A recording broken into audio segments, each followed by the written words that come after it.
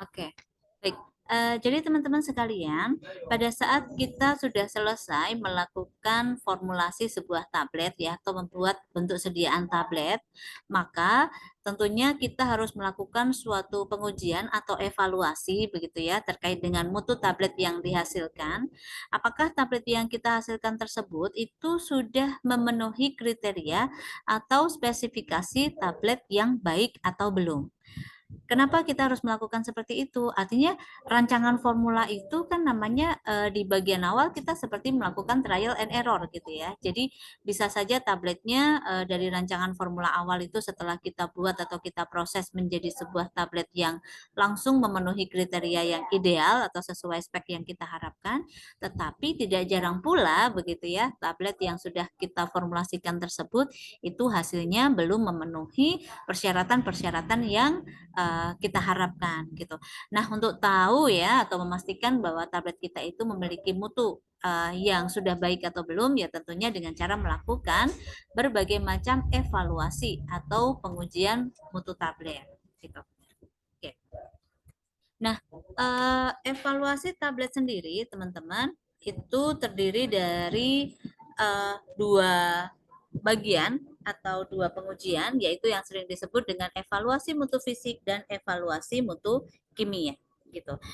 Apa bedanya evaluasi mutu fisik dengan evaluasi mutu kimia? Gitu. Sebentar.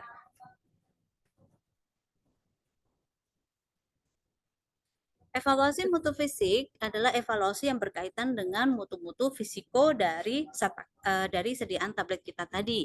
Nah, evaluasi mutu fisik ini nanti teman-teman akan mengenal ada pengujian organoleptik atau pemerian, ada uji keseragaman bobot ya, ada uji keseragaman ukuran, ada uji kekerasan, ada uji kerapuhan dan uji waktu hancur.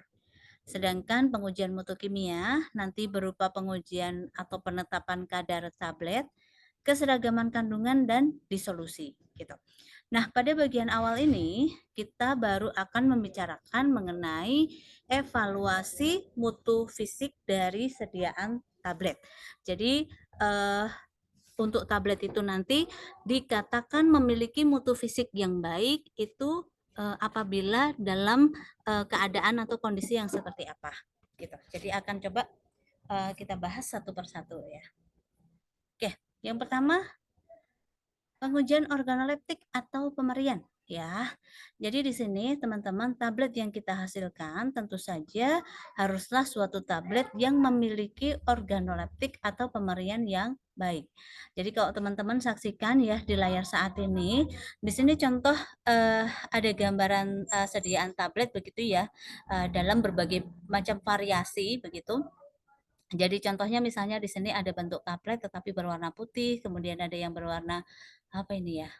Kunyit ya mungkin, ungu, kemudian biru, kemudian di sini ada yang tablet ya bulat gitu, kemudian ada yang kaplet polos ya tidak ada garis tengah misalnya, kemudian di sini ada kaplet juga dengan garis tengah yang sedikit agak berbeda begitu ya dengan tablet yang di sebelah kanan, kemudian ada juga dia tablet yang ini bentuknya tidak bulat juga ya, tetapi mungkin hampir mirip dengan segi 6 ya ini sepertinya. Dan ada emboss segitiganya gitu. Nah, di deskripsi atau pemberian sediaan tablet itu biasanya kita harus bisa menjelaskan detail mengenai pemberian dari sediaan tablet yang kita punya. Contoh misalnya saya mencontohkan di kaplet yang mana ya? Oke, ini aja deh yang berwarna putih ini. Misalnya sediaan kaplet ya. Uh, Kemudian kita jelaskan warnanya berwarna putih gitu ya. Kemudian kalau misalnya pada kenyataannya mungkin kita bisa langsung mencium atau membaui tablet tersebut, bisa juga kita deskripsikan apakah tidak berbau atau memiliki aroma khas tertentu. Kemudian yang tidak kalah penting juga untuk disampaikan itu adalah ciri-ciri yang berkaitan dengan tanda-tanda yang ada pada kedua sisi tabletnya. Jadi misalnya kalau kita deskripsikan yang putih ini, nanti perlu kita tambahkan keterangan, misalnya terdapat garis tengah atau sering kita sebut dengan breaking line ya, di sini garis pematah di salah satu titik di salah satu sisi tabletnya, sedangkan di sisi yang lainnya itu dia polos atau tidak ada garis tengahnya, misalnya. Jadi itu adalah gambaran organoleptik gitu ya dari tablet kita. Contoh kalau yang ini ya teman-teman, karena dia ada apa namanya seperti segi 6 kemudian terdapat segitiga begitu ya di bagian salah satu sisinya, ya nanti kita sampaikan bahwa terdapat eh, gambar atau logo segitiga pada satu sisi tablet. Nah, kemudian nanti sisi tablet yang satunya apakah polos atau terdapat tanda lagi yang lain. Nah, itu juga perlu disampaikan begitu. Jadi kita tidak boleh hanya menyebutkan misalnya tablet bulat berwarna putih misalnya seperti itu saja. Nah, itu contoh dalam memberikan deskripsi yang kurang lengkap. Nah, kemudian dari deskripsi ini kalau misalnya kita mendapati contoh ya teman-teman, di sini ada tablet yang warnanya itu seperti berbintik-bintik coklat keputihan gitu. Nah, ya kita perlu kaji dulu apakah memang warna tablet yang kita inginkan itu berbintik-bintik seperti ini gitu. Kalau misalnya tablet yang kita inginkan bukan yang berbintik-bintik seperti ini, nah berarti ini secara pemberian tidak sesuai dengan yang seperti kita harapkan. Nah, berarti bisa saja ini nanti kita sebut dengan reject organoleptic misalnya. Tetapi kalau memang dari awal kita sudah mendesain memang nanti tabletnya ada bintik-bintik seperti itu, nggak apa-apa. Nah, misalnya seperti itu, ya berarti ini dari segi pemberian itu masih bisa diterima, contohnya seperti itu. Ini pemberian ya. Jadi nanti yang perlu diperhatikan tadi cara untuk mendeskripsikan harus cukup jelas menggambarkan apa ciri atau pemberian dari deskriptif tablet tersebut gitu. Yang kedua, uji yang kita lakukan adalah terkait dengan keseragaman ukuran gitu ya. Jadi sebenarnya kalau di Farmakopeia edisi 3 ya itu menyatakan sebaiknya diameter tablet itu tidak lebih dari 3 kali dan tidak kurang dari 1/3 kali tebal tabletnya. Jadi di sini sebenarnya memberikan panduan saja supaya tablet itu dia memiliki bentuk yang ideal kayak gitu. Tidak terlalu tipis sekali tetapi juga tidak terlalu tebal sehingga mungkin sulit untuk dipergunakan seperti itu. Nah, alat yang digunakan untuk menguji keseragaman ukuran tablet itu sering kita gunakan yang namanya jangka sorong. Nah, di gambar ini ada contoh jangka sorong tetapi ini jangka sorong digital ya. Jadi nanti apabila teman-teman meletakkan tabletnya di jangka sorong ini nanti di skala digitalnya dia akan langsung menunjukkan berapa nilai dari ukuran tablet yang sedang teman-teman lakukan pengukuran.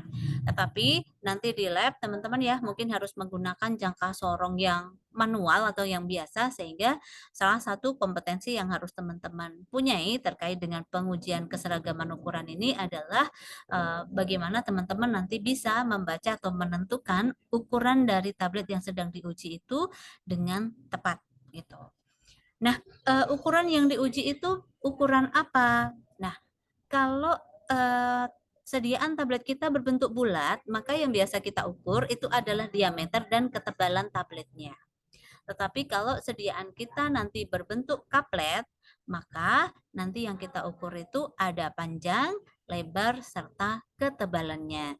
Jadi di sini untuk memastikan bahwa ukuran tablet yang kita sudah tetapkan sebelumnya ya atau sudah kita gunakan dalam spesifikasi sebelumnya itu nanti sesuai tidak dengan hasil tablet yang sudah kita lakukan proses pengempaan gitu.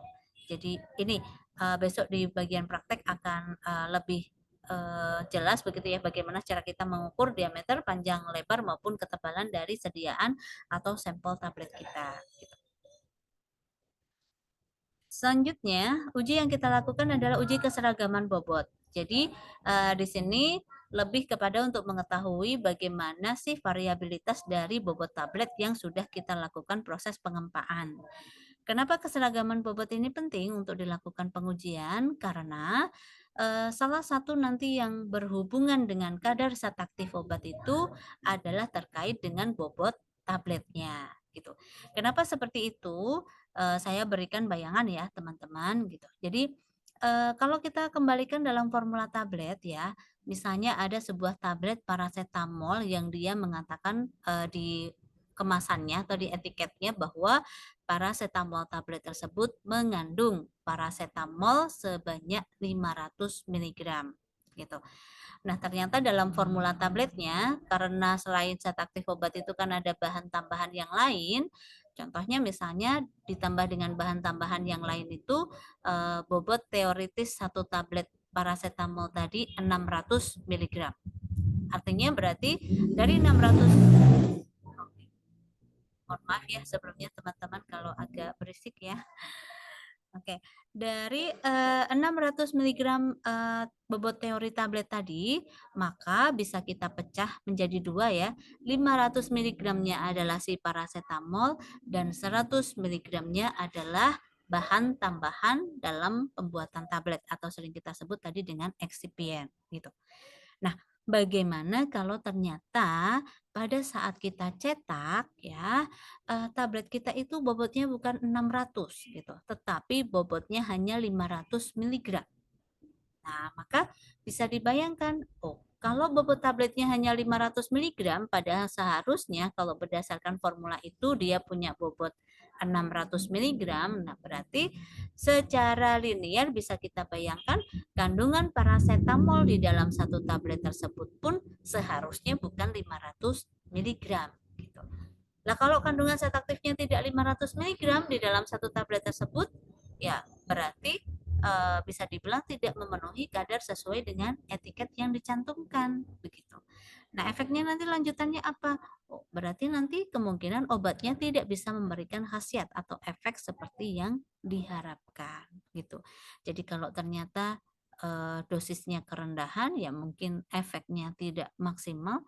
Kalau dosisnya terlalu tinggi misalnya, nah nanti memperbesar kemungkinan terjadinya efek samping yang tidak diharapkan. Bahkan bisa saja pada obat-obat tertentu yang dia dalam dosis terapeutik yang kecil justru bisa sampai menyebabkan toksisitas atau keracunan dan bahkan kematian atau letalis seperti itu. Jadi diharapkan kalau kita mencetak tablet itu dan nanti dihasilkan bobot yang cenderung seragam ya, artinya tidak harus 600 itu selalu 600 miligram gitu, tidak. Tetapi paling tidak kalau bervariasi, variasinya ini dalam variasi yang masih bisa diterima gitu. Misalnya variasinya adalah 5% dari bobot teoritis seharusnya, misalnya maksimal dan minimal itu fluktuasinya. Maka kalau kita tetapkan 5%, maka seharusnya bobot tablet kita itu berada di rentang 600 plus 5% dan 600 min 5%. Jadi bobot minimalnya 570 karena 5% dari 600 itu 30 ya. Jadi bobot minimalnya 570, bobot maksimalnya itu 630 contohnya. Maka kalau bobotnya selama dalam rentang yang 570 sampai dengan 630 itu, maka kita harapkan masih memberikan dosis yang dianggap masih bisa diterima atau seragam, tetapi kalau bobotnya sudah berada di luar rentang 570 sampai dengan 630, maka nanti kita mengkhawatirkan ya salah satu yang terimpact itu adalah terkait dengan keseragaman kandungan zat aktif gitu dalam sediaan tablet kita. Gitu. Nah, untuk uji keseragaman bobot ini biasanya dilakukan dengan cara mengambil sampel ya, misalnya 20 tablet, kemudian dari 20 tablet ini kita langsung timbang satu persatu, misalnya untuk kita hitung bobot rata-ratanya. Setelah itu dari 20 tablet tadi kemudian kita timbang kembali satu persatu begitu, dan nanti kita tetapkan variasi dari penyimpangan bobotnya ya. Kalau di FI3 dulu menggunakan variasi seperti yang tampak pada tabel ini gitu. Tetapi pada saat ini kalau di FI yang terbaru ya nanti akan ada metode untuk keseragaman sediaan yang baru, dan insya Allah untuk terkait penjelasan metode keseragaman sediaan dalam FI terbaru itu nanti akan dikupas di pertemuan yang terpisah karena memang cukup panjang begitu ya tahapannya gitu. Tapi sementara teman-teman tahu bahwa esensi dari kita melakukan atau menentukan keseragaman bobot tablet kita itu adalah berkaitan dengan kandungan zat aktif atau kadar zat aktif dalam setiap tabletnya ya. Dan tadi kaitannya adalah terkait dengan efek farmakologi atau efek terapi yang dihasilkan. Oke, jadi ini contoh nanti bisa dibaca ya teman-teman untuk contoh penetapan keseragaman bobotnya. Saya lanjut dulu ke uji kekerasan tablet. Jadi uji kekerasan tablet itu adalah suatu pengujian yang tujuannya adalah untuk menjamin ya agar tablet kita yang kita formulasikan itu nantinya apabila akan dijual ya atau diedarkan ya itu tidak hancur pada saat dia melalui proses pengemasan, pengangkutan, penyimpanan hingga nantinya digunakan oleh konsumen gitu.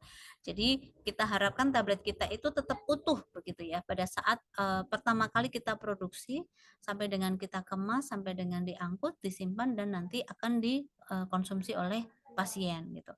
Maka parameter yang bisa menggambarkan itu nanti itu adalah kita melakukan suatu pengujian mutu fisik yang disebut dengan uji kekerasan tablet gitu. Nah, teman-teman mungkin nanti akan mendengar di buku literatur atau referensi menyatakan bahwa kekerasan tablet biasanya yang baik itu berkisar 4 sampai dengan 8 kg begitu. Tetapi kembali kekerasan tablet ini tidak mutlak ya teman-teman. Jadi ada juga tablet yang memiliki kekerasan mungkin di bawah 4 kg masih bisa diterima dan pada tablet tertentu misalnya memiliki kekerasan di atas 8 kg itu masih bisa diterima gitu. Contoh apa yang memiliki kekerasan tablet di bawah 4 kg contohnya kalau kemarin kita belajar gitu ya di formulasi di bentuk sediaan tablet. Kemarin saya jelaskan ada tablet sublingual atau tablet bukal misalnya. Nah, maka tablet ini kan nanti diletakkan di bawah lidah atau di samping gusi misalnya. Maka tablet tersebut diharapkan untuk cepat hancur gitu. Sehingga mungkin dari segi kekerasan tabletnya pun itu dia tidak terlalu tinggi supaya nanti tablet tersebut itu dapat dengan cepat hancur. Walaupun tetap harus kita pertimbangkan ya dengan kekerasan yang tidak terlalu tinggi tersebut, dia masih tetap kita perkirakan dia nanti akan tetap bisa aman dan masih dalam bentuk yang seharusnya pada saat sampai di tangan konsumen gitu. Bagaimana dengan tablet yang memiliki kekerasan di atas 8 kg gitu. Contohnya ini nanti teman-teman dapati contohnya pada jenis tablet hisap gitu. Di mana tablet hisap ini kalau nanti penggunaannya kan seperti permen. Jadi dia diharapkan mengecil, mengecil, mengecil seperti itu. Nah, kalau tablet hisap ini memiliki kekerasan yang rendah, contohnya kita batasi hanya kerasnya maksimal 8 kg seperti itu. Bisa saja tablet tersebut pada saat dilakukan proses penghisapan contohnya tabletnya justru menjadi hancur gitu sehingga tidak sesuai dengan bentuk sediaan yang kita harapkan yaitu bisa berfungsi sebagai tablet hisap gitu. Tetapi yang penting kita memiliki spesifikasi ya kita mau tabletnya itu kekerasannya berapa sehingga kita lakukan evaluasi untuk melihat apakah kekerasan tablet yang kita buat itu sudah sesuai dengan yang kita harapkan atau tidak. Nah, alat untuk melakukan uji kekerasan tablet itu kita istilahkan atau kita namakan dengan hardness tester ya. Maaf sebentar.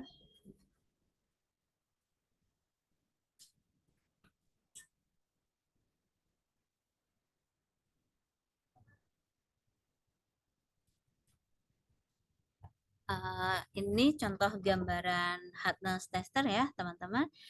Jadi nanti untuk tabletnya itu diletakkan di posisi seperti yang digambar dua ini.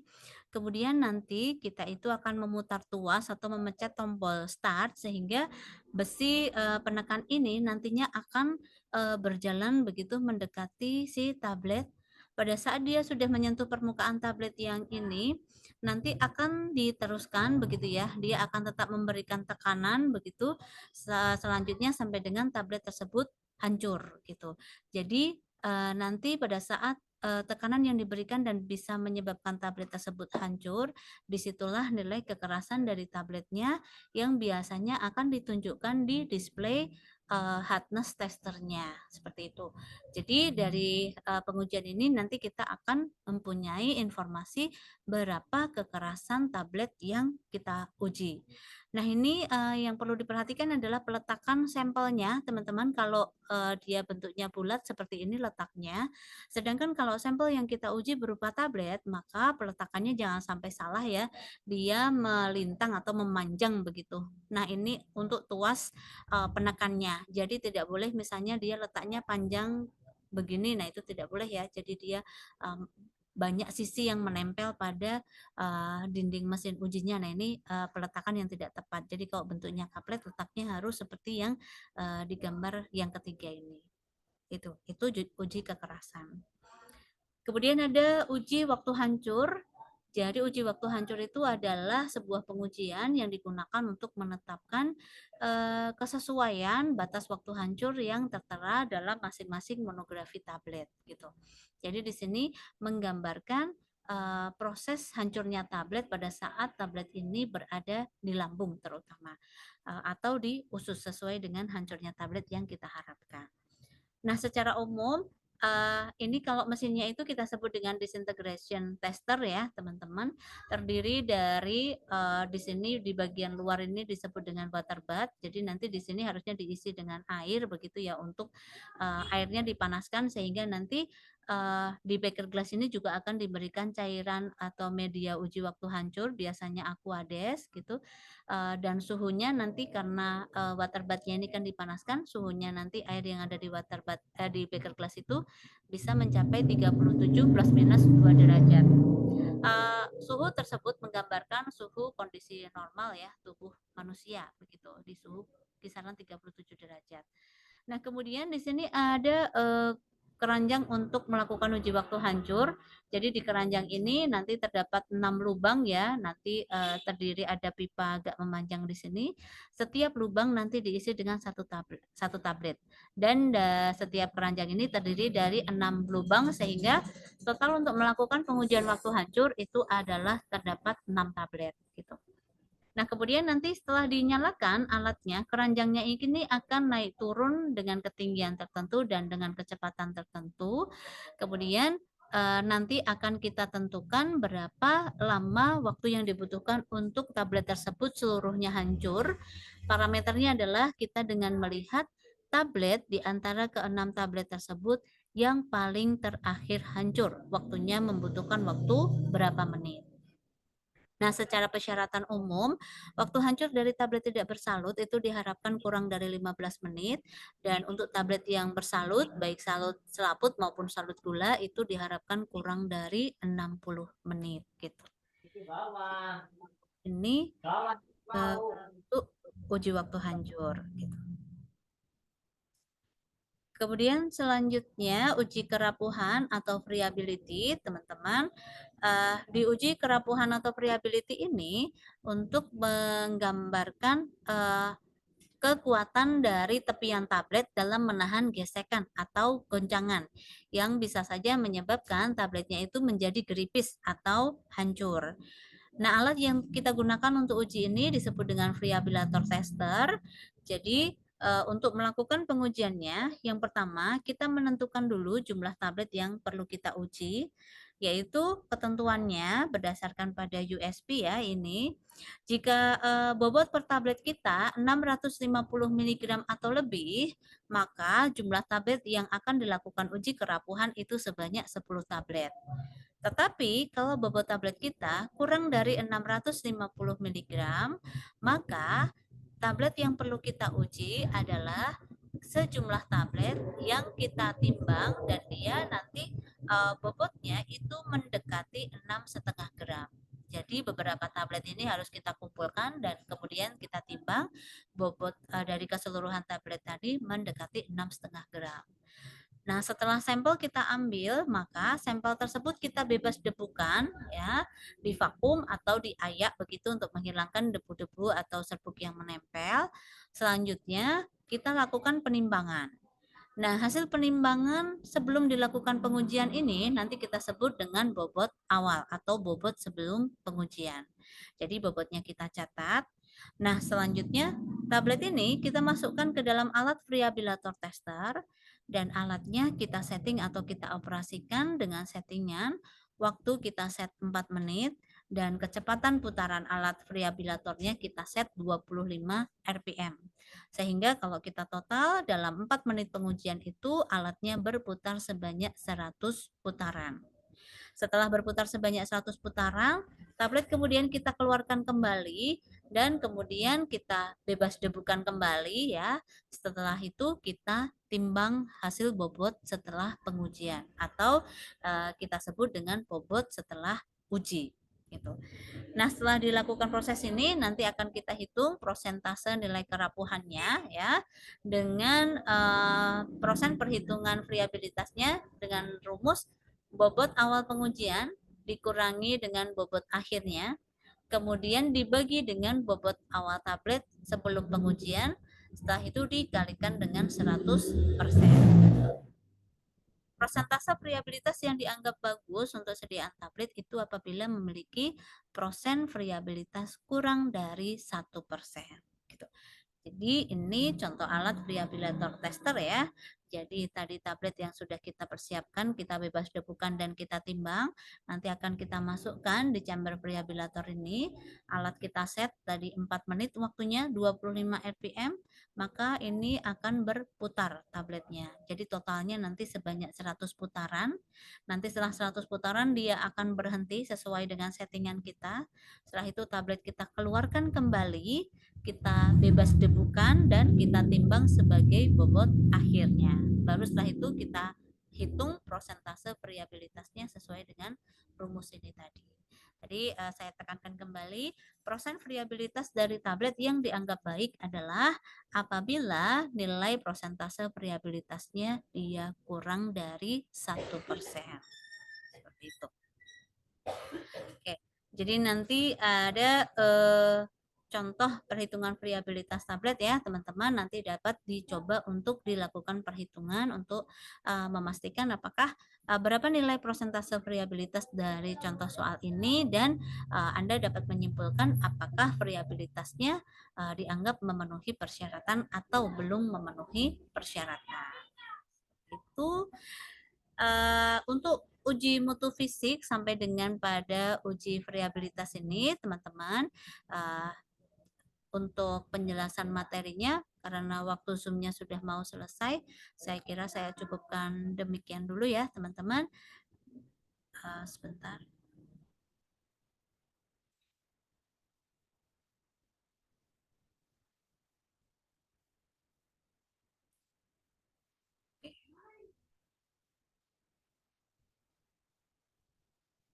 Nanti Zoom meetingnya sepertinya ini sudah akan berakhir. Jadi nanti